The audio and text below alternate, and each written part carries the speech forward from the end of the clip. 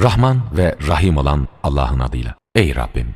Bana hikmet ver ve beni iyi insanlar arasına kat. Bana sonra gelecekler arasında iyilikle anılmayı nasip eyle ve beni nimet cennetinin mirasçılarından kıl. Babamı da bağışla, çünkü o doğru yoldan sapanlardan oldu. İnsanların diriltileceği gün, Allah'a temiz bir kalple gelenler dışında ne malın ne de çocukların yarar sağlamayacağı o günde beni utandırma.